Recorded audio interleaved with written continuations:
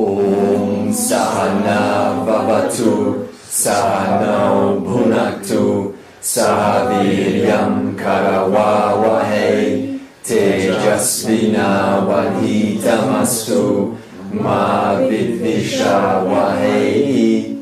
Om Shanti Shanti Shanti. May we be nurtured together. May we be nourished together. May we strive together. May our learning shine. May we not quarrel. Peace. Let's get back to the basics. We are studying Bhagavad Gita, and I want to bring us back to the context of this course.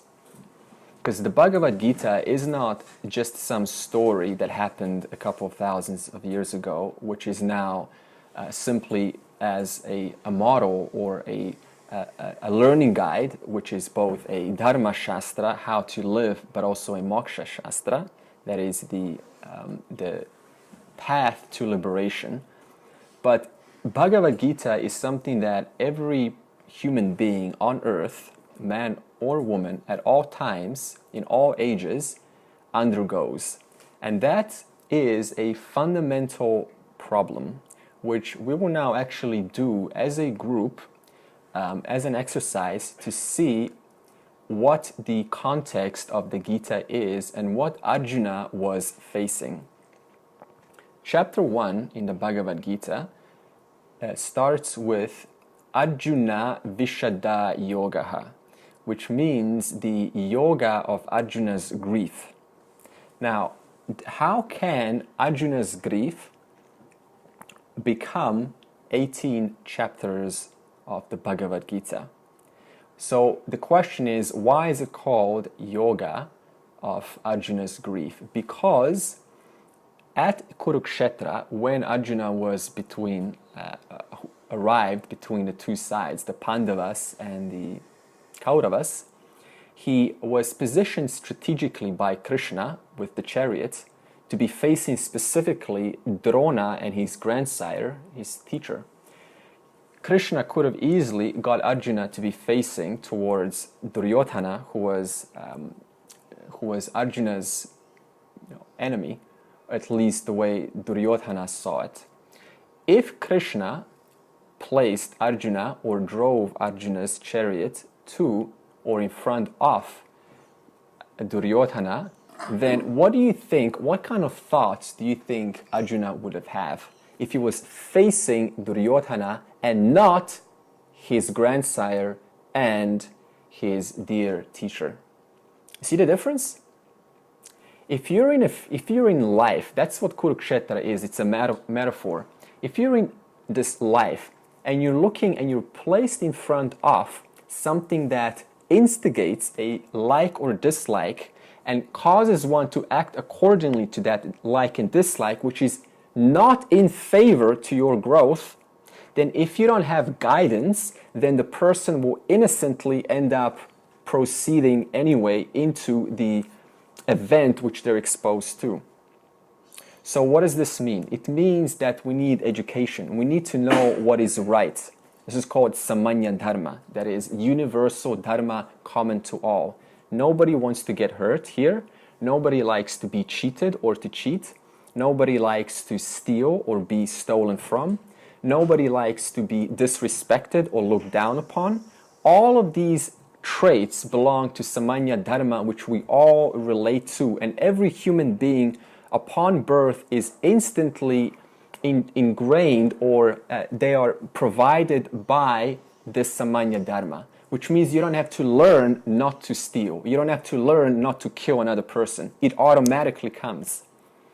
So Arjuna had this contact, this clarity of mind, thus he was aware of Samanya Dharma, whereas Duryodhana was completely what we call egotistic. In other words, the ego is so covered by one's own notions that they are not even able to perceive what is right amidst my own family. Because remember, Duryodhana and Arjuna, the Pandavas and the Kauravas, they were together since childbirth.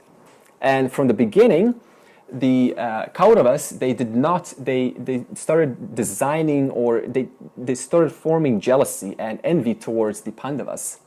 Whereas the Pandavas did absolutely the best they could at every moment. And even though they were deceived, for example, the wife of the Pandavas was insulted in the public, all of these acts by the Kauravas were performed, and yet they were forgiven by the Pandavas. Yeah, so it's causing you to see the extent to how much this dharma, this forgiveness can go. Constantly forgiving if we are in touch with samanya dharma.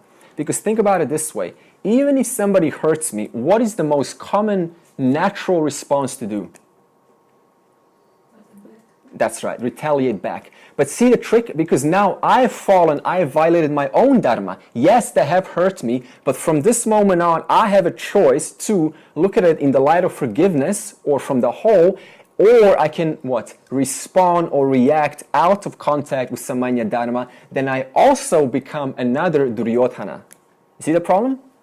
So this happens. So that's why we need to be strong in holding what our values is. What is having that clarity? What is good and right? Otherwise, it's so easy by the world's subtle nature to suck us in, and then we start to create tactics or intellectual games in order to get back in a more sophisticated spiritual way.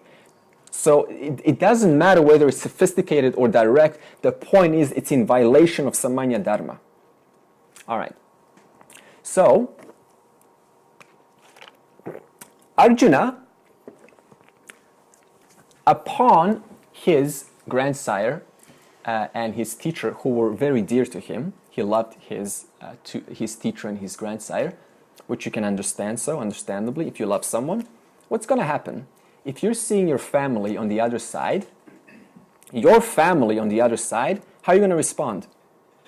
And you got to kill them. You see the problem?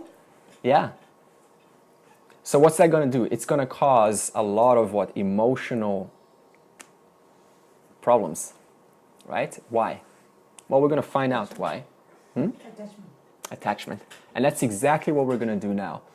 Michael, there's three sheets over there, and I want that to be group 1, I want that to be group 2, and this to be group 3.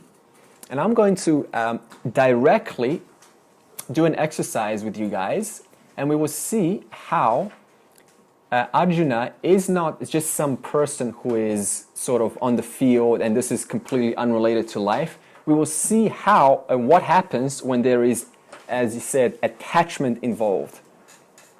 So this is what I want you to do. Imagine, before we say that, what's going to happen is the group's going to have a conversation together. It's a nice time to get to know each other, introduce yourselves. You're going to get together and you're going to imagine that you are a parent. Okay, you have a son or a daughter. And you receive a call from the school, and they say that a child has fallen from the 3rd floor of the school. Now, what I want you to do is discuss how you would react if you think it is your child. Just imagine that. If it was your child and you heard the news, your child, your son, your daughter has fallen from the 3rd floor of the school, and you hear this news, how would you react? And then what the second stage is, after you've gone through that discussion, imagine that you suddenly find out that indeed it is not your child, it is somebody else's child. And then I want you to pay close attention to your own feelings, how you would respond, what would happen in your psychology, to your body, physically, emotionally, mentally. What would you do in such a situation? So get together now. Someone's going to be the spokesperson. So I'm going to ask after the 5 minutes is over. And the spokesperson is going to share with me what conclusions you have come to. Okay? So get together now, hello to each other, and start to discuss this question. 5 minutes. And come up and write down whatever you come up with. So we're just going to have a spokesperson, and see, the whole purpose of this is just to get back down to earth and see that Bhagavad Gita has got nothing to do with some high, some up there airy-fairy teaching. It's just very down to earth, how to live a life as a good human being, how to serve, and how to also know one's true nature. So that's all we're doing here. So let's start with that group over there, the spokesperson. Please tell us, what have you concluded based on the question of how would you feel if it was your child or somebody else's child? If it was our child, there'd just be a lot of panic, there'd be shock, we'd be desperate to find more details, we'd be asking questions, there'd be like a disbelief. You'd just go really crazy and have the same shallow breathing, thinking too much. There's just like a desperation. Yeah. Okay. So we're speaking physical symptoms here, Yeah. breathing. Okay. And what about if it was another child? Would still feel sad and concerned, but you'd feel somewhat relieved, I guess. If it was another child. Good word. See that? Relieved. You'd still want to find out what happened, if they're okay, but yeah, it wouldn't have that same desperation and as if it was your own child. Okay. Yeah, good points. Okay. What did you get? I guess, well, me being the only parent and my son being with us too kind of was a little bit different. So I think everybody pretty much agreed, pretty much the same, that if it was somebody, if it was your child, well, we didn't really discuss, but I'm sure we'd all feel grief from that. But on the other hand, if we found out it was somebody else's child, you would be relieved. Yeah. And I said I would probably feel guilty, even though I'm relieved it's not my child, but I would feel guilty, or perhaps, not so much guilty, perhaps that's not the right word, but bad for that other person because they're going through. So we all agreed we'd probably rally together and try to, help them. Or most of us did anyway. Yeah, good one.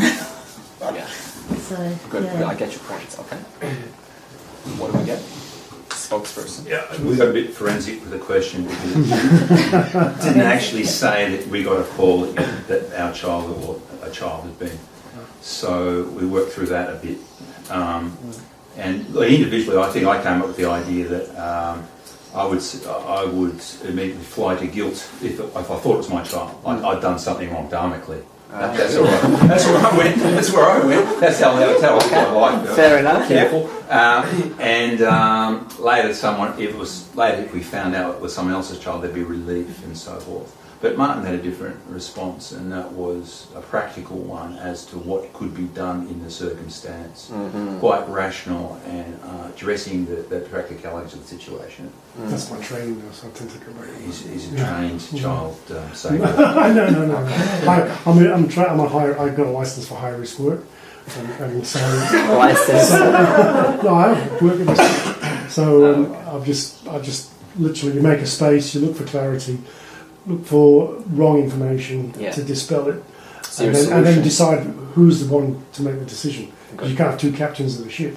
Now, in this particular circumstances, I would have immediately, if I just made the worst case scenario assumption that it was my kid and I was the one responsible for making the decision, I would have to drop everything and get there. Okay. And first of all, verify the information that I'd already taken in was correct. Okay. So it was my child, and it did need a decision beyond what was capable of on the scene. Okay. Definitely forensic.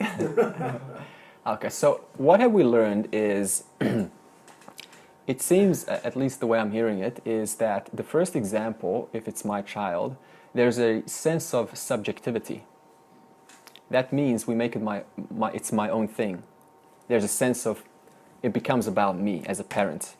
That means as a parent, starts to become contracted. The emotions start to arise and it starts to increase, and then the worst case scenario starts to project, and it creates a huge picture as to what are the connotations of this, where's the future going to go, and how did it happen. And then all of these emotions, the surge of emotions start to arise, and they cover the buddhi, they cover the intellect, which is responsible and needed in order to think straight. And we all know from experience that when a situation like this arises, we are unable to think straight.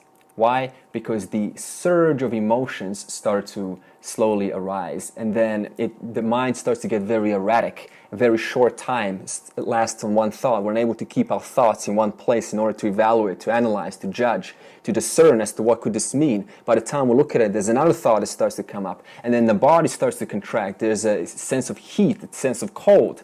And then maybe there's some physical ailments like the stomach starts to get contracted, and then the throat gets dry, and then the lips get dry. And then the more all of these physical symptoms show up, they reinforce the fact that we are indeed nervous. So then that causes us to look at ourselves, and then even more we cannot do something, because now not only are we looking at ourselves crumbling down, but also our minds is emotionally attached to our child, so we're unable to act intelligently, rationally, and think straight. Thus, we are debilitated, and our perception is now gone off rail. Subjectivity. Whereas, when we discover that it is somebody else's child, two common words I heard: relief. Instantly that relief just surges. It just falls away. The emotions fall away, which means what? And also I heard solution mode, right? When it's somebody else's child, we're able to think straight. What can I do? What can I help? What's the best way to handle this? If I can help, then what can I do? But this thinking is absent in subjectivity. Subjectivity versus objectivity, these two primary modes is what we need to be aware of. Because if the emotions come, then this is what happens. And this is exactly what happened to Arjuna, which is now you know why we have 18 chapters of the entire Bhagavad Gita, or at least 17 that follow the first chapter. Because Krishna was attempting to help Arjuna how to come out of this grief, how to come out of this sense of inner turmoil, inner contraction, inner emotional confusion. You see now why we go through Karma Yoga? Because Karma Yoga, what did Krishna first do after the first chapter? He told him about the whole, everything. He told him about this entire model of the world. And did Arjuna get it? No. Why? Because Arjuna is still emotionally driven and emotionally dominated. And then we prescribe Karma Yoga. What does that mean? To discharge the results of your actions to Isvara, knowing that none of this is mine. Therefore, there is no... You see what happens when you discharge to Isvara? You're discharging attachment. And what does attachment do? You just experienced it yourself. It causes the intellect to be covered. So that means when we discharge... Now, just imagine hundreds of things in our lives that we have attachments for. What kind of a mind is that? That's a mind that is operating extremely emotionally, let's just say. So it's unable to think straight. So that's why the importance of discovering what Isvara is, which we will get into, in order to be able to detach naturally. This is not fake detachment. We're not talking about denial or, it's just my child, it's okay, it's just 5 elements, it's made out of subatomic particles, the whole thing's just a dream anyway, it's time and space, this from the whole eternity, this is nothing. We're not trying to be fake here. Just simply understand how Isvara operates, and through that understanding, we're able to naturally and gradually detach from circumstances which cloud our intellect. Why should we do this? Because the mind, which is emotionally driven, cannot discriminate between satya and mithya, which is impeccably important. It's crucial in order to discover the nature of the self and know that I am that unchanging reality. So that means all of these tools are there to help us in order to recognize what is already present right now. Awareness, which is never not present. Now, it's easy to say that, but a mind that is covered with emotions cannot comprehend that. It's just intellectual. Yeah. So there is this work at the beginning before we go into the high teachings, which we'll get to at the end of this session. Okay. Now, Gut feeling. Gut feeling, is it? That feeling? I'm not getting the question. Gut. Gut feeling. Okay, are we talking about intuition? No stomach feeling, gut. Intuition. Okay, good question. Where does intuition happen? Is the mind changing or unchanging? The mind is changing. Now, in order for you to intuit about something, because and this is a common question, what about intuition? In order for you to intuit about something, do you have to have historical track record of that which you intuit about? You do. Because if you have no previous experience, how can you have an intuition about something that you're trying to figure out? That means intuition still depends on your past. We call this inference. That means you can only infer based on the present and taking the past and making an assessment based on what I have in the present and taking the past, what has happened before, bringing them together and then using the intellect to discern as to what is the most likely outcome happening right now. And we call that intuition. So that's why intuition is 50-50. It's not always accurate and sometimes it's accurate because it still depends on inference and perception. In order for you to intuit about something, you first need what? Perception. You need to perceive something that you are intuiting about. And once you perceive, what does it do? What does the perceiving? The mind. And once it's in the mind, it goes where? To the intellect, and the intellect borrows from chitta, the memory, and then the memory provides to the intellect, and that is now colored by your vasanas tendencies. So that means if I have intuited about this, let's say X, before, then it's most likely I'm going to intuit about this the same. Why? Because the vasanas are causing me to intuit in the same way as I've done before. So that means there's so many variables intuiting which can skew the result. It's an interesting word, even intuition. Intuition meaning in teaching, and you're in teaching. So in other words, something's happening, you're learning. Yeah. Okay, are we so Andre, is there such a thing as, say, perfect intuition when your intellect is not covered? That you actually have... Yeah, but we're not talking about intuition. See, a wise person doesn't use intuition. A wise person is surrendered to Isvara. That means there is no need to use the mind in order to find out or discover what to do next. What's the next course of action? There is a surrender to the moment, whichever way that leads, so be it. But there is no attachment for the moment. Therefore, for a wise person, there is no such thing as imperfect moment. Because that's just where I was led. Yeah, because it's all Ishvara anyway. So how can I call imperfect being with one person and perfect being with another person when both people are just Ishvara? Just a permutation, combination of the 5 elements put together, which we call a jiva, put together by what? All knowledge, all power. So intuition does work, but 50-50, because it still depends on a changing vikara, that is modification, changing principle. Okay, the other thing that we have to know is, before we do another exercise, is I want to introduce something called misplaced thinking. This is where what happened in the Kurukshetra field is Arjuna, in order to get out of his or justify his emotions, what do we usually do to justify?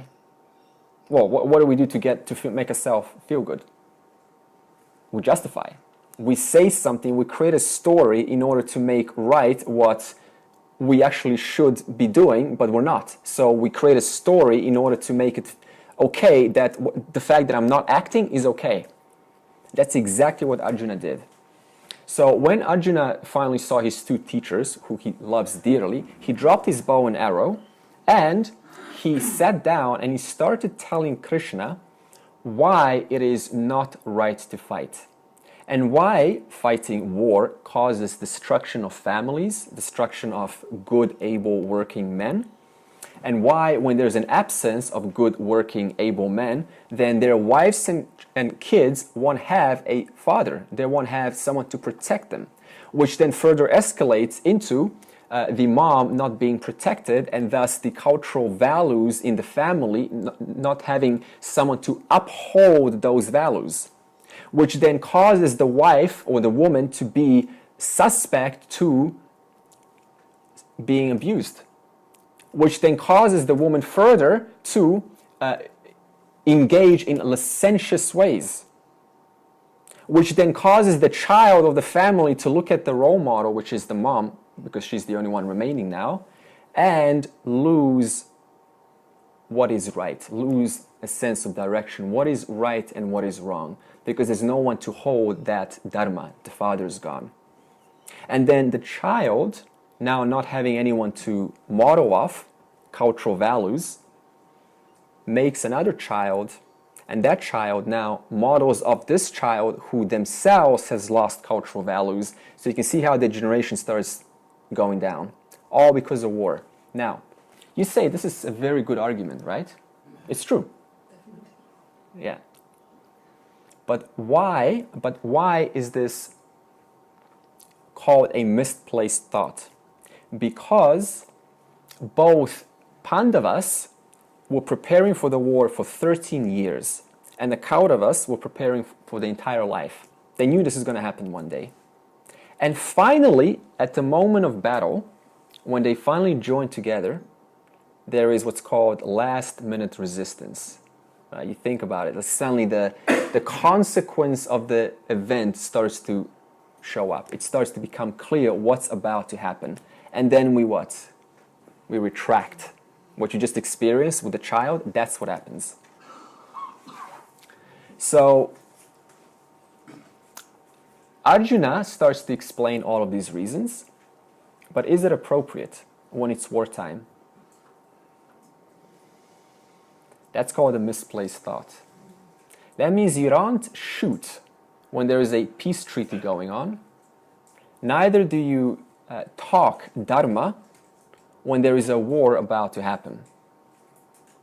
This is called misplaced thought, and it happens very often. We use these good reasons to justify ourselves as to why the position that we're in is okay, when in fact it's just there to cover up what I should be doing, which is called swadharma or vishesha dharma. That is, swadharma meaning if I am supposed to take care of the whole, because the only ones who are going to take care of the whole was the Pandavas. If the Pandavas run away, who's going to take care of the whole, the society? Because the Kauravas have been getting their way since the beginning. In other words, the destruction in the society is going to degrade if there's no one there to protect it. Which is why, yes, Arjuna was right with his reasons, but the timing was completely inappropriate. That kind of talk would be good with a son or a father, at home. But at wartime, no. That means when we need to perform our duties, we perform our duties without this misplaced thoughts as to what? Get out of our duties, because the only way to move forward is by performing our duties. So that's what Arjuna had to do. But he couldn't. So Krishna was listening to him and said, yeah, these are all valid reasons. This is something you have in your own experience. When someone's doing something evil in society, like teenagers, even though, and mothers will know this, and fathers will also know this, when you tell your child, or somebody else's child, or even your child, why what they did was adharmic, himsa, injury, what do they usually do? Yeah, they give you good reasons. They actually very good intellectual, rational reasons why what they're doing is completely fine. Isn't that your experience? Yeah. So Arjuna is doing the same thing. He's giving really, it's like, wow, this is like you can write a book out of this dharma, this advice that he gave in chapter 1. But the timing is off. So that means that in context with the environment that is demanding your presence, you can be good, but in the context of what is demanding, that good is no longer good. It's no longer appropriate. You see the difference? So there's no difference between good or bad. It's only the context makes it so. That means what is appropriate in one situation becomes inappropriate in another situation. Example, let's say there's a funeral going on, and Arjuna, actually let's say you're walking, and you see you don't know it's a funeral, right? So you see everyone's head coming down because they're kind of they're giving respect to the person for 5 minutes in silence. And you're kind of like a happy, joyful person. And you're like, oh my God, why is everyone so sad? You don't know what's going on. So you decide to take your stereo system and put it right in front, in the middle, in the center, and start turn on the stereo system and start dancing. You have to cheer them up. Right? So what you're doing is good, but it's inappropriate. So that means it has its time and place. That's the point. Misplaced thoughts or misplaced actions. There's a time and place for everything. Okay. Then what Krishna did was provided Arjuna, which is the result of 17 succeeding chapters, with what's called holistic vision. What is holistic vision? Just imagine that you and I go to a art club, like a museum, and I say, just stand there, just wait. And I go behind you, and I suddenly put a huge, big picture in front of you, this close. It's the greatest masterpiece that would usually take people's breath away. I put it this close. And I say, what do you see?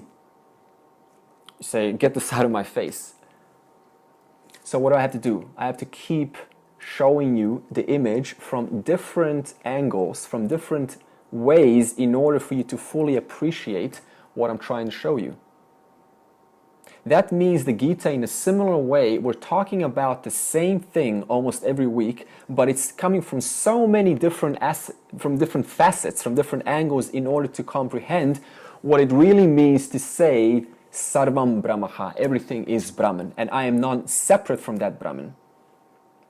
So holistic vision is seeing the same basic foundation from different angles, and that's what causes this slow, gradual assimilation and understanding of this supreme, we can call it a supreme reality, which you already are, Satyam.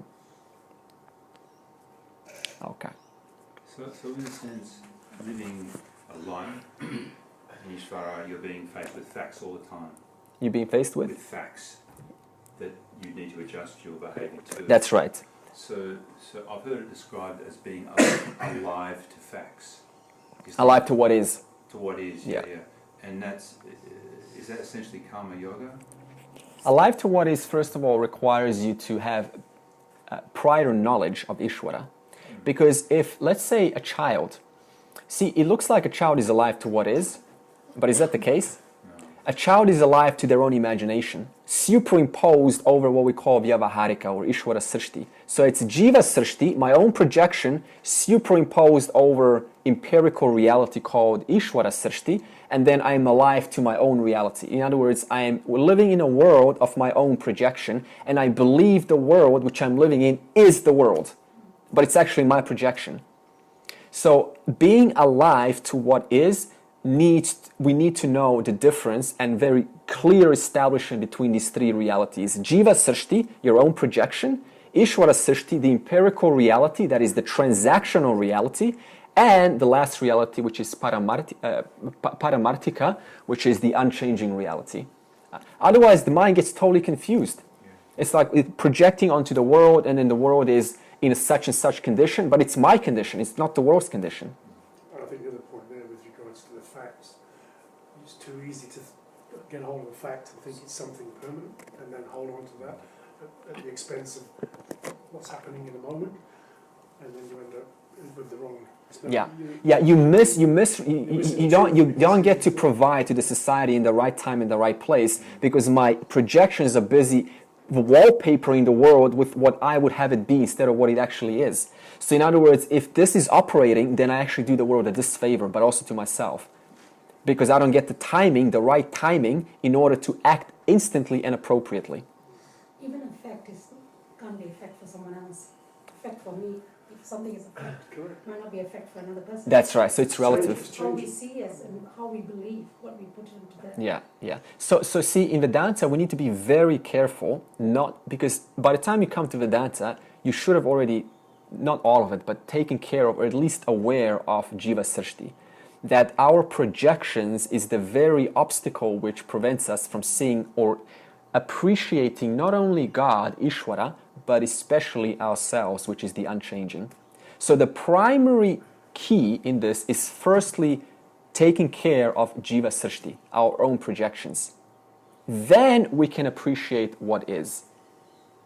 And it doesn't stop there, because you can keep appreciating what is for lifetimes. You need to know the unchanging reality. So we cover all three.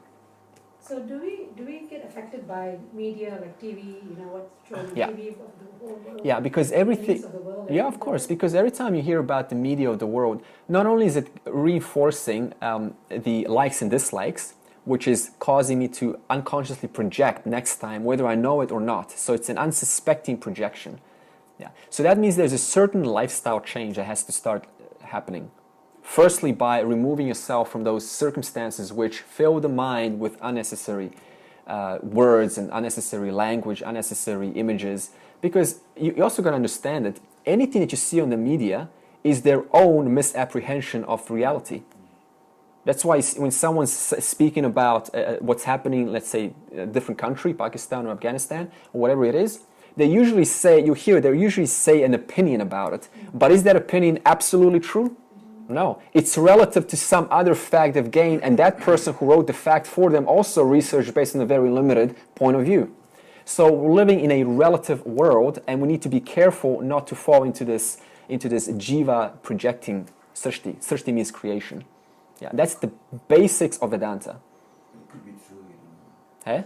It could be true, Okay, the next thing I want us to do is, now that we've talked about holistic vision and the importance of holistic vision, is same group, discuss what happens to you physically when you get anxious before a major event, just like Arjuna got anxious before the final moment of fulfilling his swadharma, fulfilling his duty in order to move forward in life, or get upset after a disturbing event. This is going to help us reveal some information how we get suppressed, how our ability gets hindered when certain emotions are operating.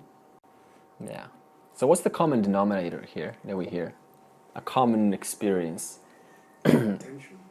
Yeah, it's debilitating.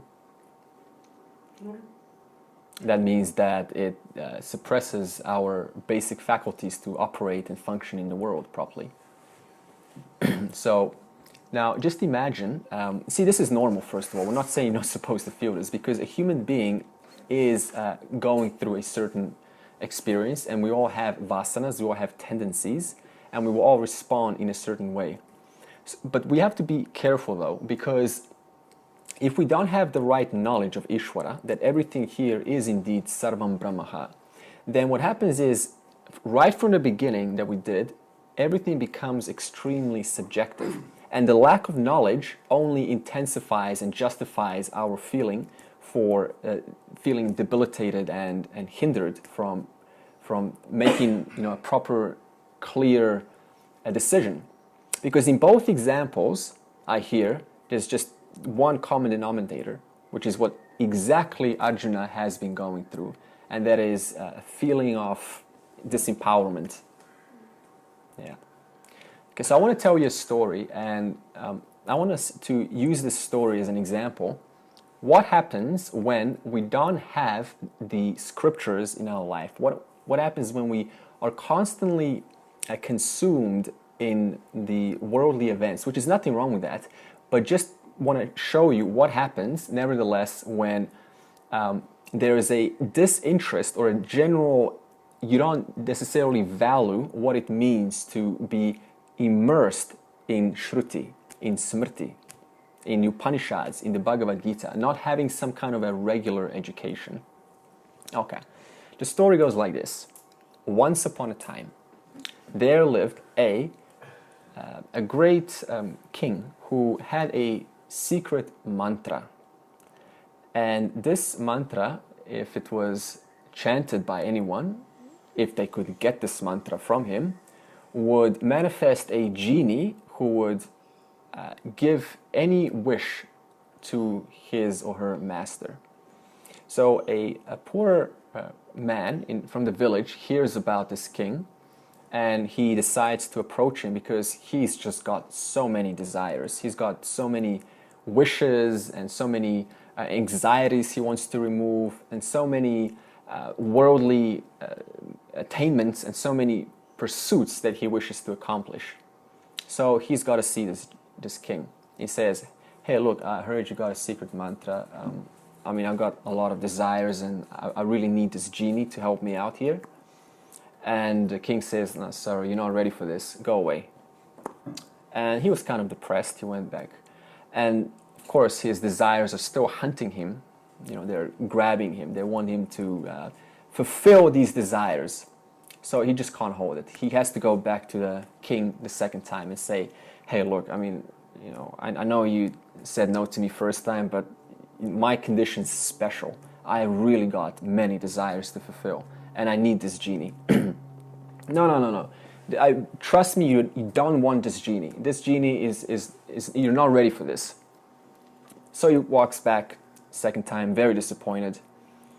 It's always on the third time, isn't it? When the person comes back and the farmer says to him, hey, look, I mean, I know you rejected me twice, but I'm not going to leave you alone. I really need this genie. And the king gives up, says, oh, okay. You know, if you, I warned you, you're not ready for this. And the farmer says, at least I'll be careful. Believe me, I can handle it. I've got so many desires, it's no problem for me. So he finally gets the secret mantra from the king. And the farmer walks back and he's looking now for a quiet place to invoke the mantra. And he invokes the mantra and comes out a huge, powerful, great, big, blue, just divine genie that you just like totally drop down to your knees and go, wow, genie. And the genie, his first words are, yes, your master, your every wish is at my command. Every wish? Yes, every wish. Really? I can just keep on asking? Yes, I will fulfill your every desire. And the genie says, but I must warn you, this is a small fine print. I have a craving for human flesh, which means that if you don't keep me busy fulfilling your desires, I'm going to eat you. And it's not going to be fast, it's going to be very slow, limb by limb. And the farmer's like, that's no problem for me. I've got too many desires to fulfill. I'll be keeping you busy forever. And they finally agree. So the genie says, so what is your first wish? And the farmer says, well, you see that place over there on the hill? I want the best castle. I want a king's castle on the top. The genie's like, no problem, I can do that for you.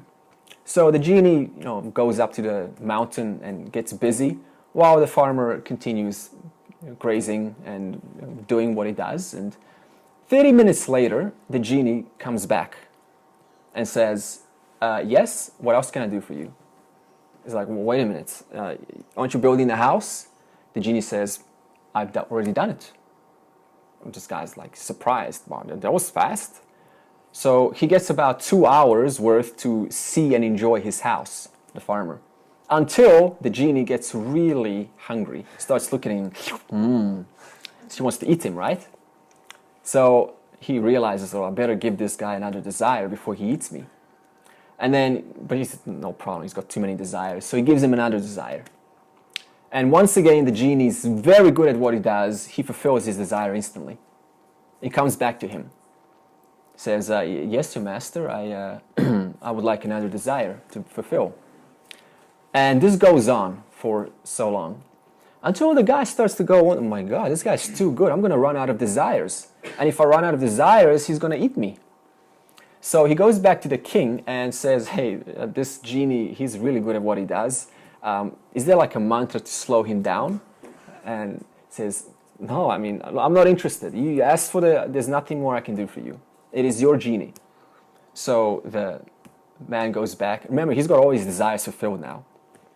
And he's now got to start creating more desires, just gratuitous, materialistic, all sorts of desires just to keep this desire genie from not eating him up. So now it's no longer about his genuine desire. Now he starts to fantasize about things just to keep his Mr. or Mrs. Desire Rajas busy. Rajas, the desire, the wanter. And he just gets very concerned. So he has to go back to the king the second time and says, look, I mean, I need help. I can't keep, I don't know what to say anymore. I've run out of my desires. I had all of my desires fulfilled. I recognize the limits of my desires. I really need help to stop this genie desire from calling me to express more desires.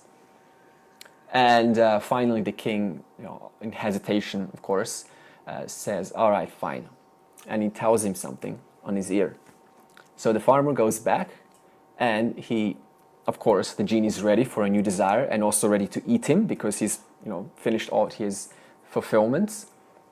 And he says to the genie, yeah, so what I want you to do is, I want you to build a 100-meter pole, vertical pole, and I want you to climb up on the pole, and when you climb up on the pole, then I want you to climb down. And when you climb down, climb back up. Keep doing this until I tell you to stop. So the genie makes a pole and starts sliding up and down the pole forever. Now there are so many morals in this story. I think you already got one of them just by listening to them. One of the morals of this story is, as I said, the Bhagavad Gita, whenever we teach you something that implies a high teaching, a teaching of, let's say, Isvara, or the self, or existence, or awareness. Whenever we teach you something that's very high, you could quote, high in its nature, we need to take that teaching and bring it back down to earth and apply it. And when we apply it, then we need to receive another teaching, holistic vision, and bring that back down to earth. That is how this journey is to be. By receiving the teaching, but never losing track that ultimately you're just a human being, a jiva, who is living amongst other jivas who are non-separate from Isvara, and the truth of Isvara is Sat Chit Ananda, consciousness, existence, awareness. So that means that we need to also keep our minds busy with this pole whose little inscription on it is made by the company called Scriptures. So what does this mean? You need to keep your mind in this world busy with this teaching. This is not about a one-time attendance and then thinking this is it. This is, I don't have to come again and my job is done here. We need to keep our minds busy because the world is always presenting us with these genies, which we, in very sophisticated ways, start to misuse, and then we fall back for this worldly pursuit. Unsuspecting, it happens so silently and sophisticated. So keep your mind constantly immersed in the scriptures, because one session a week is not enough, I promise you that. You need to have some backup at your own place, at your own time, in order to attend, read a verse, an Upanishads, a program or something, to keep your mind totally immersed in this vision of Sarvam Brahmaha. Everything is the whole. The pole, genie coming up and down, is your mind. You need to keep that mind either busy with the world or busy with your discovering your true nature. It's all up to you. That's the prerogative, that's the privilege of a human being. We can redirect our efforts into something that implies goodness, implies dharma, implies discovery of ourselves, of Isvara. So instead of sort of subscribing to the Buddhist view of desires being something that you should dispense with and give up altogether, you're actually transforming desires which are ultimately destructive, transforming them into that, into a pure desire, to a higher ideal, to a higher ideal. That's why we need to be educated, because if we're not educated, the desires are always operating. You're never going to get rid of that. You need to have a higher ideal immediately available next to you or close to you to resort to, because by the time the mind starts sliding up and down the worldly pole, it's very hard to get that genie off, because it's very enjoyable to do that. So that means we need that immediacy in our presence. All right. Now we're going to get back to chapter 5 of the Bhagavad Gita. Sannyasa Yoga, yoga of a true sannyasi. And we have now taken a detour before this into setting up the context of the Bhagavad Gita. And we've established the fact that the Gita isn't just some story that has no relevance to our lives. Arjuna, in a way, is all of us. We're all attached to one thing or another. And we've also discovered how attachment blocks the intellect from fully working. So this isn't just about, we're not saying, you're not supposed to feel anything. We're just saying we need to know the full extent, holistic vision, in order for this emotion doesn't constantly drive our life. That means, as I keep saying, we need clear intellect. Because the intellect is where Atman is known. Right now, Brahman is reflected where? In the intellect. That means if the intellect is covered with Rajas or Tamas, then even though Atman or Brahman is shining onto the subtle body, Sukshma Sharira, or you could call it the Antahakarana, we just call it the subtle body, there's different names for it. Even though the Brahman is always shining onto the intellect, it is always available, but it doesn't seem like in our experience. Why? Because the intellect is still not completely purified.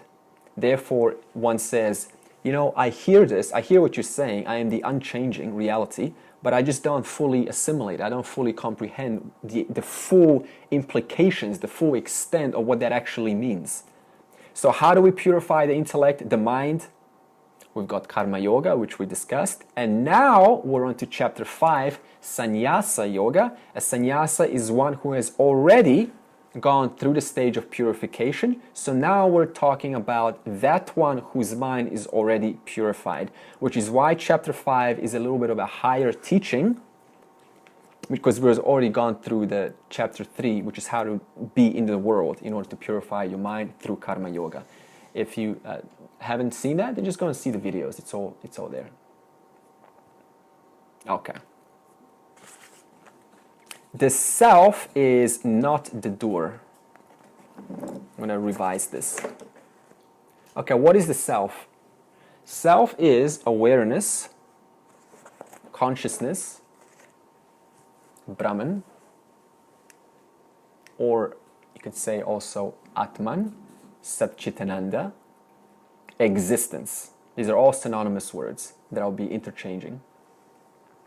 That one is not the doer. What does this mean? Okay. So I'll make a statement and then we'll build up from the statement. The real doer is all knowledge, all power, which we call Isvara. Sarvam Jnanam, Sarvam, you know what Sarvam means already. All Jnanam, all knowledge, Sarvam Shakti, all power. All knowledge, all power. So now we have to dig into why is this the case? Because just saying I am not the doer, we have to know who the I is and who is actually the doer. Okay, so we're going to look at that in detail now.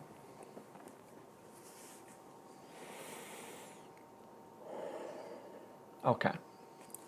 This has been staring us for a while. Maya. You see that? What is Maya? Maya is, look at Maya as an inherent Shakti. What does inherent Shakti mean? Inherent power. Inherent power in what? Inherent power in Brahman, in consciousness. How do we prove this? Because right now it's just a statement. Think of Maya like this. Right now, everyone here has a power to dream. But that power is not manifest. No one's dreaming right now. At least not in reference to sleeping. Right? So right now, there is a power in all of us called, metaphorically, look at don't look at the direct meaning. Hear the implied meaning. Implied meaning is the analogy. Right now, we all have a power called Maya, which is Jnanam Shakti, or Sarvam Jnanam and Sarvam Shakti, all knowledge, all power. and it is inherent right now, but it's not expressed. When we go to sleep, follow the logic here. When you go to sleep tonight, that power, which in unmanifest form remains as, or the name we give it called Maya, when that power is operating and creates a world, which is called the dream world, that world is now called Jagat. Jagat means the scheme of things. What does scheme of things mean? It means that, what does the word scheme mean? It means a certain plan, a certain combination, a certain paradigm. So in Jagat, we're still in a dream right now, okay? In Jagat, we have scheme within scheme. What does this mean? Right now, we have a scheme called a human being within a scheme called the environment. We have a scheme called a human blood cell within a scheme called an organ. The scheme called an organ is within a scheme called a body. The body scheme is within the scheme of the suburb. The suburb is a scheme within the nation. The nation is a scheme within the continent. The continent is a scheme within the world. The world is a scheme within the solar system. The solar system is a scheme within the galaxy. This galaxy is a scheme within however macrocosmic you want to go, or microcosmic, all the way down to quarks. It doesn't matter. It is a scheme within a scheme. What does this mean? Your experience, which no one can deny, is every scheme in itself. Let's just say your liver. So right now your liver is a scheme. Is an intelligent creation. Does anyone here know how to create a liver? So what does this mean? It means that this liver is intelligently put together through permutations and combinations of 5 elements by some intelligence, because of which the liver is able to function and have a function of its own that not only functions by itself, but also is able to provide function for other organs. So we have a scheme called liver, a scheme called a spleen, a heart, a brain, and all of these schemes intelligently put together of themselves have a function and purpose which support each other to create a bigger scheme, a more macrocosmic scheme called a human body. Think about this scheme. We're still in a dream world right now, remember? Think about a scheme of the moon. The moon itself not only supports or is a creation of its own through rocks and through certain, the way it's positioned, but also the scheme called moon serves a function for a scheme called the earth. Think about our high and low tides. Without the moon, there will just be the fish, and at least the surface couldn't surf anymore without the moon. So in other words, every scheme in itself is intelligently structured, put together, which serves not only a function of itself, but also serves a function for another scheme. So there is not a single thing, object in this universe that you can find which does not play a role of itself. Which is why we do not say, oh, I am the witness. You heard of that before in the spiritual world? I am just the witness. What are you denying if you just say, I am just the witness? Mithya. It doesn't work like that. We need to address Satya and Mithya, else it becomes a dualistic statement to just say, I am the witness. If you were just the witness, all you would need is just your head, your eyes, and your ears. But why are you given arms, legs? Because anything that is created in this Jagat by the power called Isvara, which is when it's manifesting, we call it Isvara. When it's unmanifest, we call it Maya. But now that this power, which is manifesting, called Isvara, manifests this Jagat, this world, then in this world we have a scheme of things, which is why we say Jagat is the scheme of things. So what does this mean? This means that without Maya, there is no Isvara. Think about this. Without Maya, there is no what we call creator, what we call God. Without your inherent power that you have right now, without that power, you're unable to dream. You're unable to create a huge, beautifully structured world called Jagat, which in itself has what?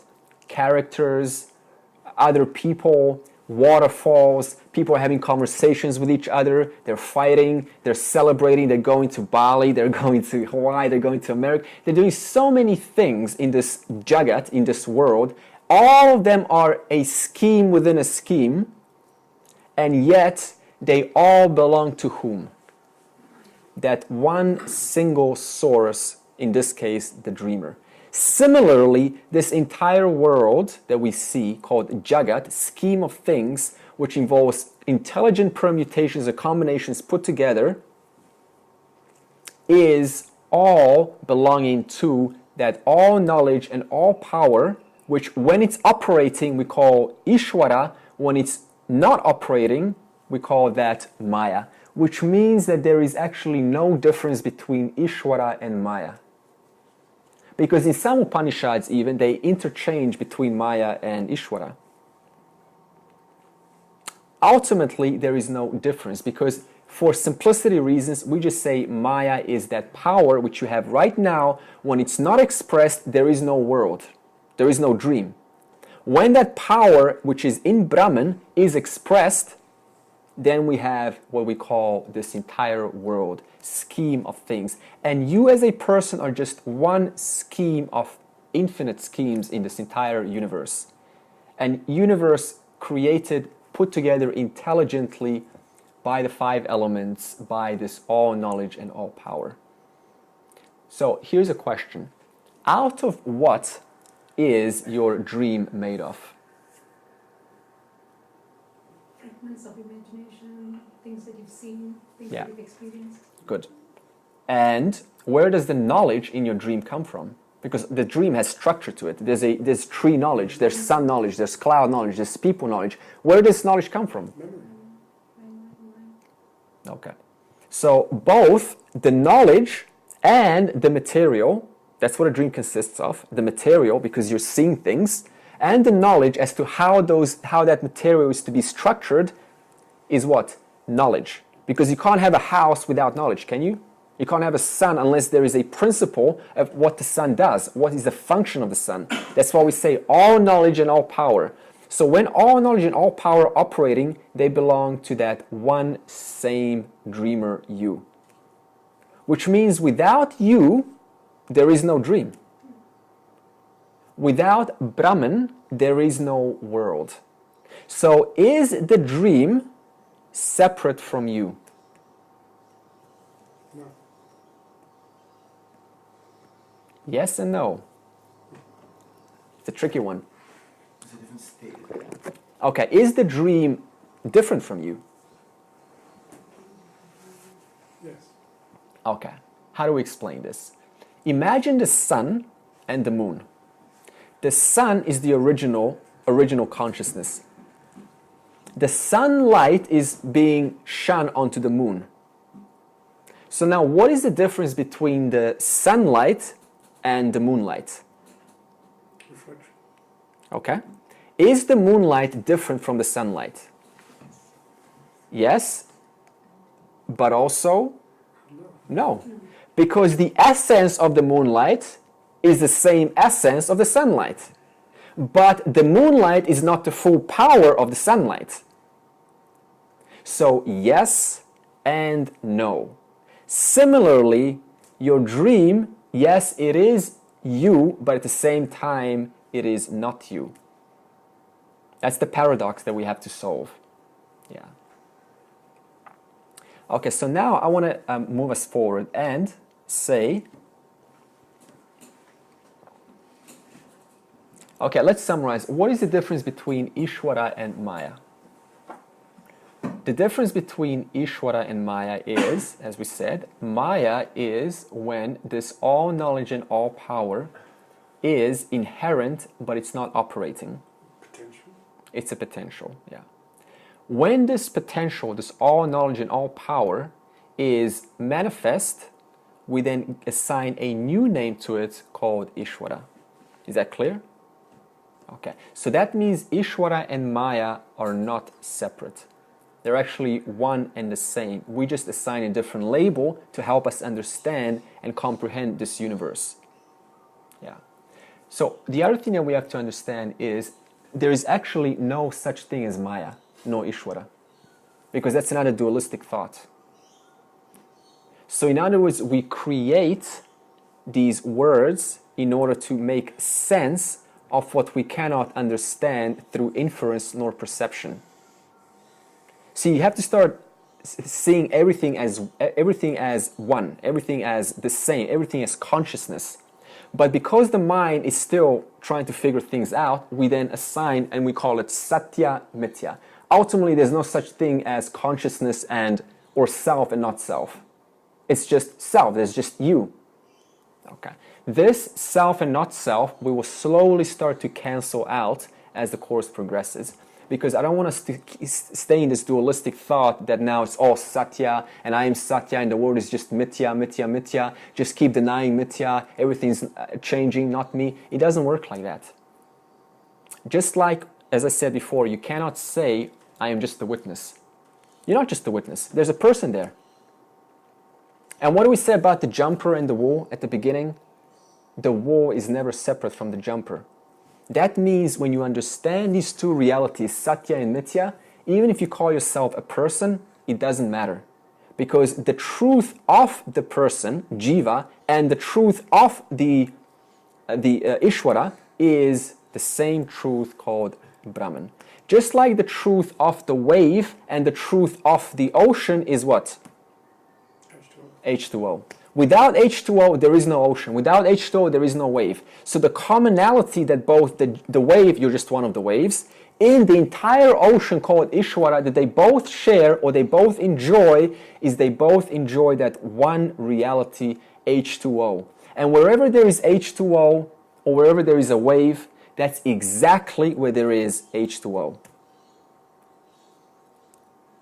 Which means that you cannot ever get out of Ishvara. You cannot ever get out of yourself.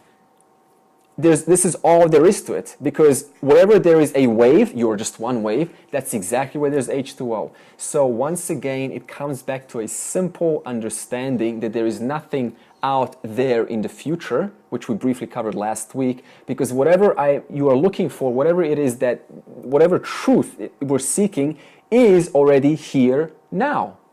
Because everything is H2O. There is nothing but H2O. It's like the wave that tries to figure out the ocean. What is the wave going to try to figure out the ocean of? Or try to figure out the ocean with? It's thoughts. But what is thoughts pervaded by? H2O. What is the ocean? What is the wave? Wave means jiva. What is the wave going to try to feel Ishvara with? Its ability. But its entire ability is also H2O. It can never get out of what it already is. So it's just an understanding and accepting that what I already am, what the truth is, I already am right now. Sometimes see the lens in your eye. Yeah. All right, let's finish this off. Okay, so what is Ishvara? We're going to cover this a little bit more now. What we need to know about Ishvara is attributeless. See, when we look at the world, we think, oh, okay, well, Ishvara is all this. No, that's incorrect thinking to say Ishvara is all this. Ishvara, as you said, Martin, is all knowledge, all power in potential. When that all knowledge and all power potential is expressed constantly in manifest and unmanifest, which is what you're witnessing right now, we call that Jagat. So that means Ishvara, just like Brahman, is completely attributeless. It has no properties of itself. Because how can you give a property to God which hasn't yet manifested? See, how can you give a property to potential which is yet to be fructified? There's nothing to say about it, is there? because it hasn't yet fructified. So what you're experiencing right now is all knowledge and all power constantly coming in manifest and out of manifest, and there is no ending to this. In fact, there is no such thing as manifest, because by the time I say something is manifest, by the time I say the word t from manifest, t, that object has already changed into something else. So you can never grasp anything, because by the time you try to grasp it, it's already changed, it's nature. Just like right now, you cannot actually be present in the now. Why? Because by the time this word reaches your ear, it takes 1,000 or so kilometers per second. So you're actually not witnessing me right now, and this light to bounce off this body is going to travel at 300,000 kilometers per second to reach your eyeballs. So what you're looking at right now is not the present, you're looking at the past. It's a very small delay, but you're still looking at the past. So similarly, see, we have to start understanding how this reality operates, so we don't get sort of, all fat, like, oh, just be in the now. Okay, that's fine, you can say that. But ultimately, are you really ever being in the now? Right? So it's something to, it's one of those things to think about. Because it's an order of Isvara. Time, space, 5 elements, gravity, psychology, physiology, biology, chemistry, electromagnetism, all of these are orders of Isvara. And these orders, as I said, are all operating independently. So the question now is, if they're all operating independently, are you really doing anything here? Because it's a constant cause-effect relationship between one order and another order. The bird chirps, another bird responds. You go to a party and there's loud music, and you cannot help yourself but to dance in a certain way according to that loud music, because it's triggering a certain impulse to dance in a certain way. And then you say, oh, I'm dancing. But as soon as you change the music, the entire demeanor changes. And then you say, oh, I am the doer, I am the one who's dancing. Are you really dancing? Or is the body just a response, an effect of the multitude of causes which are occurring every single moment based on the intelligent connection and functioning of all schemes coming together? For example, you go out and the sun is hot, and then you go back into the house because the sun is too hot. And you say, I went back into the house. Have you really?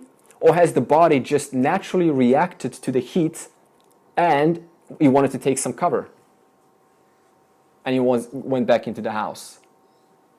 So all we actually can do is create karma. Well, you're going to create action one way or another. You can just change your attitude. By action, by a response. By a response. But you can also change your attitude to what happens to you. Because see, all of these factors, right, even if it's very bright right now in this house, let's say someone doesn't like bright lights and they walk out. And then they justify that with, oh, the thing I was bored.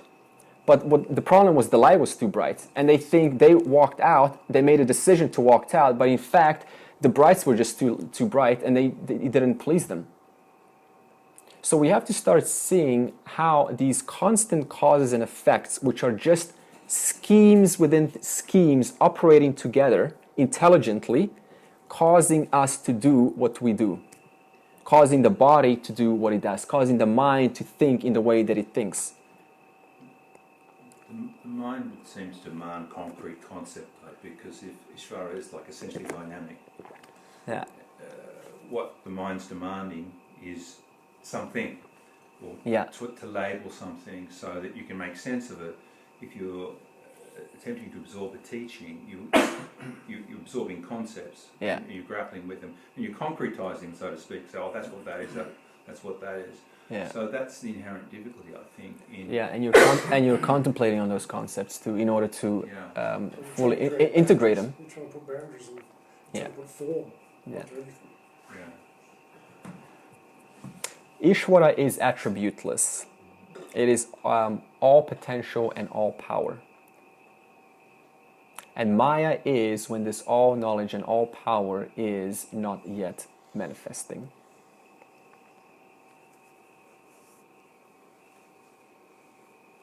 All right.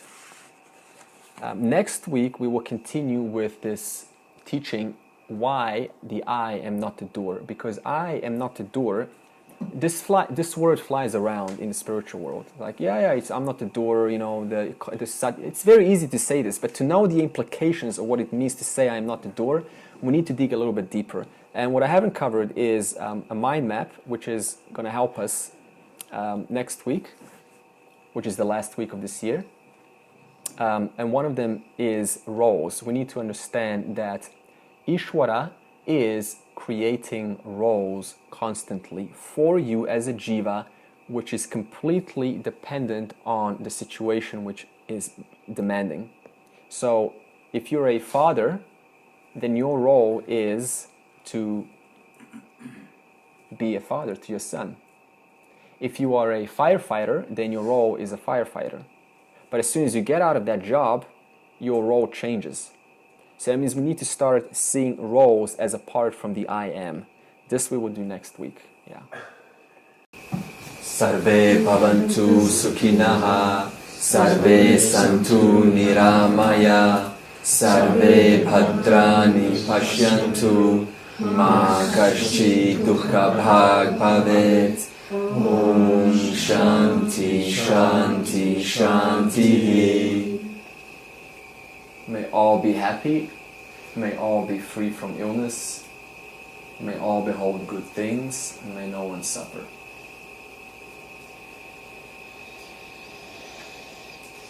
Okay. Any questions, confusions, comments, or anything to address or clarify? I was thinking the Maya is an illusion, but I'm wrong. No? I am out. Okay, Maya is, no, see, we don't use that in Vedanta. We don't say nothing's an illusion, because illusion, we have a word for it, tucham. Remember those three realities I said? Jiva Srishti, that is Jiva's projection.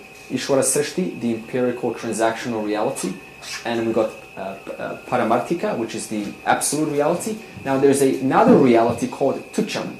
Tucham is something that completely doesn't exist.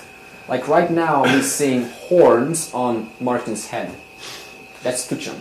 That's completely delusional. Illusion. Yeah. So Maya is not a delusion because we are experiencing Maya all the time right now. The one that's listening to these words, the ears themselves are created by this all-knowledge, all-power. The eyes to see this person talking are created by all-knowledge, all-power. The ears and the eyes and the brain and your ability to breathe air to stay alive is created by all-knowledge and all-power. Sustaining this person in order to hear this message. The memory is operational now, which certainly isn't an illusion, because if it was an illusion, you couldn't understand this language. In other words, you need to reference the English language to understand what I'm saying. None of these things are illusions. You're witnessing it and you're experiencing it right now all the time. Yeah, I understood Maya as like a mirage, like you see it, Yeah. and then you walk towards it and it's not there. Yeah, so this exactly. is Yeah, so it's just like, an example on the, you can look at it as a father and a son who are tired, thirsty on a sand beach. And of course, if you notice, the light is going to reflect from the blue sky and it's going to bounce on the sand because of the hot temperature. And the sand is going to have a portion that looks blue. And that's going to look like the water. So now, because due to the lack of education of the son innocently runs over to the mirage. What does that mean? If I don't know these three realities, then I unsuspectingly fall for them. This is called samsara. That means Maya, if I do not know that Maya is operating all the time, then I end up participating in this creation as the final reality. Just like the sun on the beach ends up going towards the beach, going on the desert, ends up going towards the water. Why? Because he's totally convinced that what he's seeing is real. But it's just a mirage created by Maya.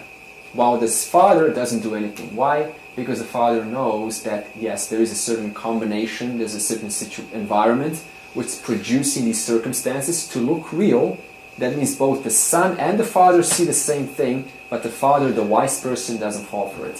What does this mean? This means the wise person, the Jivan Muktaha, sees no different than an ignorant person. The only difference is a self-realized person recognizes that what they're seeing is, as you would say, a mirage. And why do we call it a mirage? Because it is constantly changing. It's here now, but it's bound by time and space, thus it's eventually going to end. So they never get fooled by, but what does a worldly person do? They take absolute and assign absolute reality to the transactional reality. Which is why the person is always looking for relationships and things and to satisfy themselves and good life and all that, which is fine, but you need to have awareness of paramarthika, unchanging reality. Why? Because that's the only constant here. We do not find refuge in something that is constantly modifying, called vikara. The only refuge you find is something that is constantly unmodified, the same, unchanging, which is you. So thus the masters tell us, go inwards, go back to the self. Which you actually cannot do because you already are the self. So it's kind of an irony to say that. Yeah. That's why it's an understanding. It's not an action. We're not trying to close our eyes, meditate and go somewhere. Why? Because there is nothing but consciousness. The one who's trying to go somewhere is already consciousness. Yeah. So it's just an understanding that comes how? By little educating us what is Isvara, how it operates, how its orders operate together. Why? Because then we're not deluded. We don't delude ourselves anymore. We go, wow, the world is beautiful, it looks fantastic, and it's an amazing place, and I can certainly enjoy myself in it. But chapter 5 we are now in, a sannyasi doesn't do that. Why? Because it knows it's a mirage. So the only absolute truth and the only reality is Brahma, which is self. Yeah.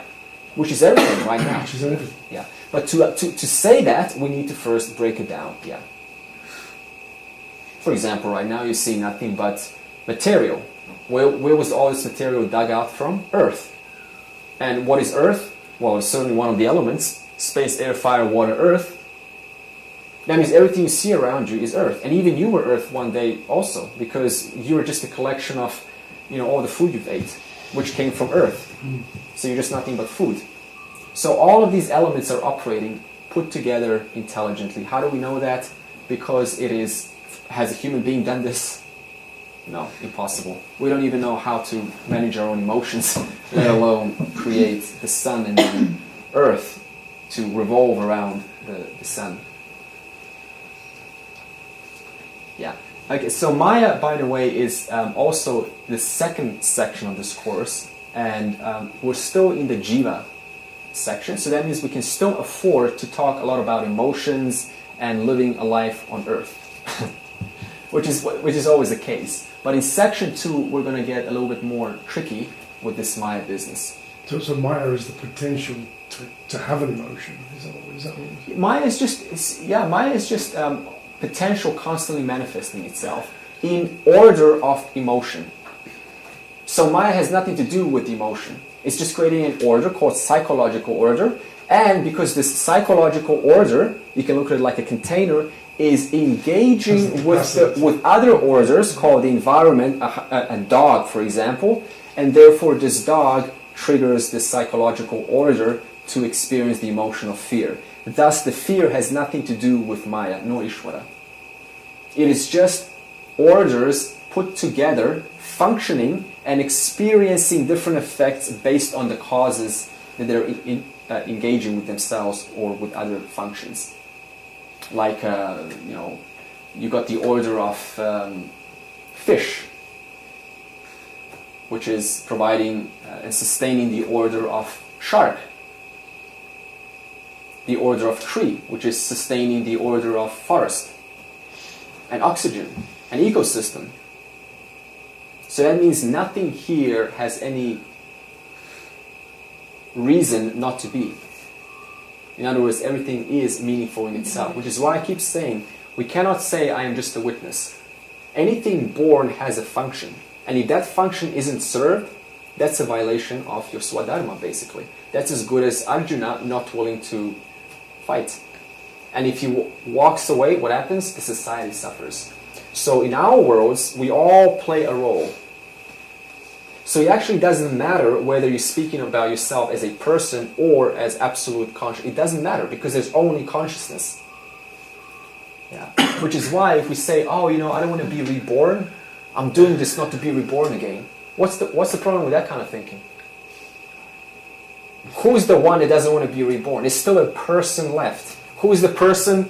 The mind, intellect, ego. There's still a doer who's trying to what? Live according to its likes and dislikes, vasanas. If everything is consciousness, why does it matter if the body is here or not? See, that's what's called freedom. There is no freedom in going, I need to know this in order not to come back. Who's thinking that? That's a stressful life because you don't have any guarantee whether you're going to come, whether there's going to be an incarnation or not. So this means understanding everything is already Sarvam Brahmaha, everything is Brahman. And you can never be apart from that because you already are that. And when that's understood, who cares if you're a woman or a man, starving or a king? It's the same thing. It's just a role played by Isvara, which is totally impersonal. Why? Because anything born has a function to play. Even a homeless person has a function to play or induce compassion for someone else to see and witness and realize the suffering of a human being. Buddha, for example, went through that situation. He saw a bunch of starving men and was like, wow, why is this suffering? So he went for a journey. So there's no such thing as bad or something that shouldn't be here. Everything plays its function and its role. Yeah. So this is the knowledge that we slowly start to assimilate by recognizing that Isvara is all. There is nothing. There is only God here. So when you see suffering, like in India, you travel around, you see a lot of beggars. Yeah, whichever go to. When you provide money or food or whatever to beggars, is that something that you think it's something that you satisfy yourself, or is it because of the suffering that you're providing them to lighten the suffering a bit? Yeah, okay. If you're see, it depends on your intention. If my intention it's like with philanthropy. If my intention is to make myself feel good, and if that comes first, and then in order to fulfill myself, or I want to be seen how I am donating to other people, then that's violation of Dharma. That's just building up the ego. But if I just see and I can give, and I give, now what's the response after you give? You feel good. That's a natural response. So that means if I give just because I'm willing to do that, because why? You can only give if you recognize everything is Isvara. If I don't have that knowledge, then there's nothing but, well, you guys are Indians, I'm in my country, I've got nothing to do with you. You see, so it's all about knowing that everything is Isvara, thus our behavior automatically coincides with that knowledge. So we become more giving. Because you're only giving to yourself, there's only you. There's a wave called a rich wave is only giving to what? Another wave, and both waves enjoy the same reality called water, H2O. See, I've got a very terrible. Every time I go to India, I just give. I can't see suffering, and especially when the beggars are there. You see suffering?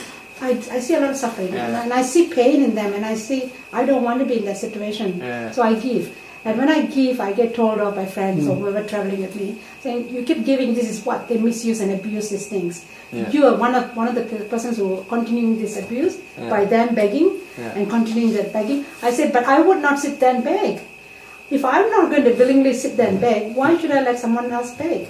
So I've got my understanding. But that's a very complex thing to beg. I don't it's not see just a simplistic, I don't have anything and I'm desperate for a bite, can you please give? That's not it. It's almost become an industry in some cases where mothers have chopped babies' arms off to be a better prospect as a beggar. But they paid for the karma, I think. No, of course. But what I'm saying is that that's quite true what you're saying, because you can get a couple of rupees out to give a little kid that looks like he's hungry, and immediately, bang, you've got 100 grand because you're an easy target. That happens to me all the time. But what I found, I learned in Hindi, I can't remember what it is now, but I noticed if I was in one place for a while, you'd get to see that in the local restaurants and cafes, the toilets were always vile. No one would ever clean a toilet in the place, Yeah.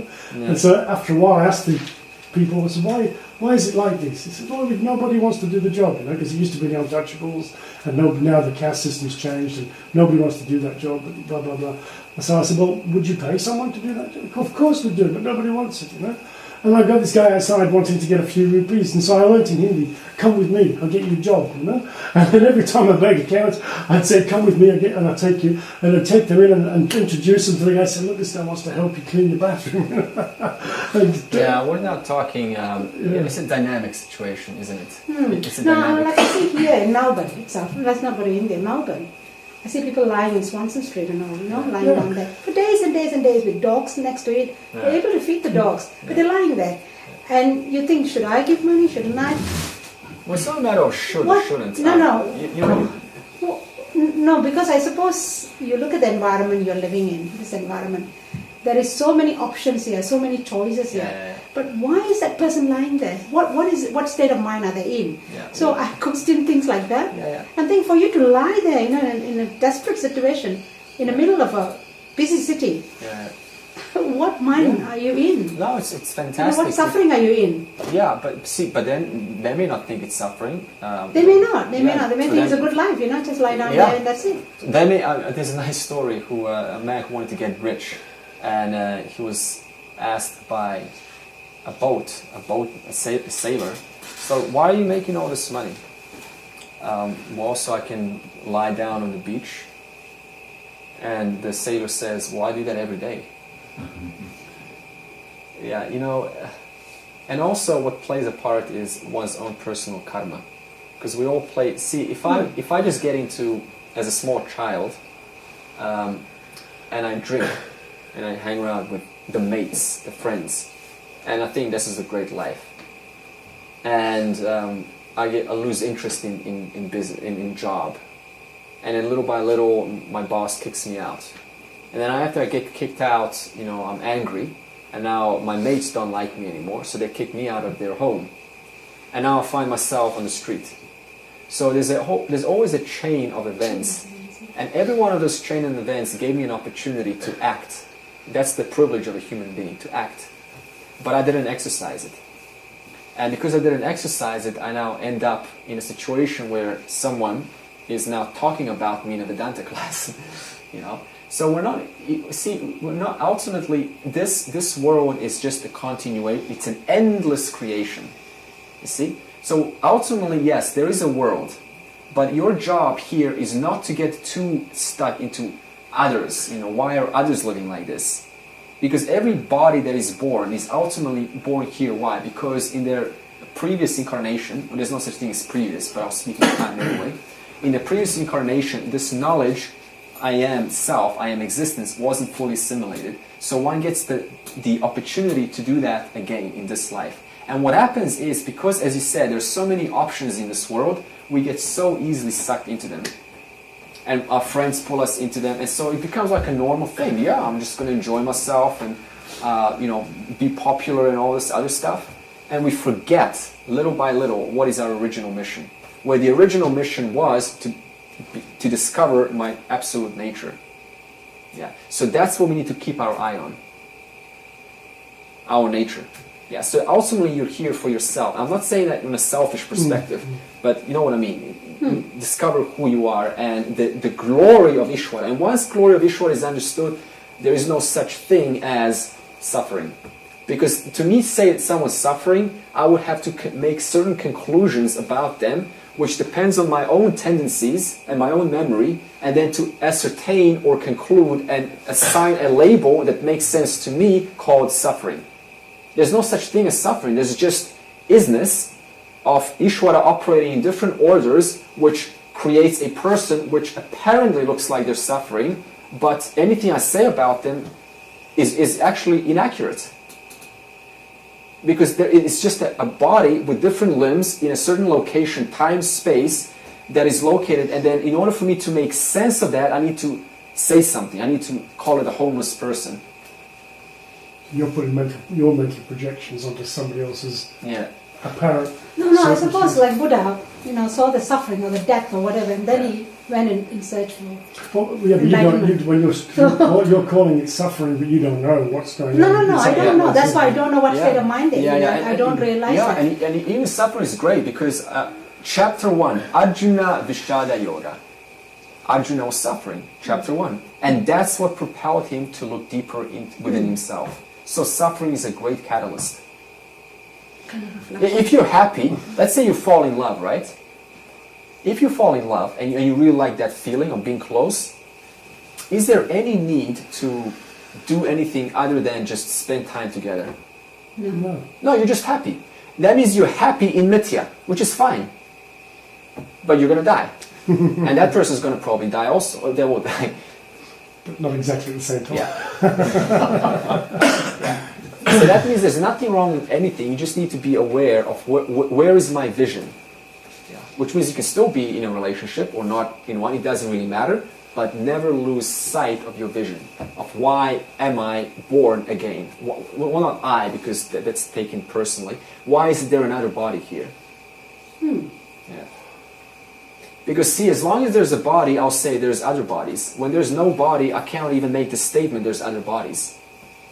That's why we always ask about others on earth, because we are also incarnated. So that means just by being incarnated, you create all this other distraction now or possibility to inquire, like, why are others there?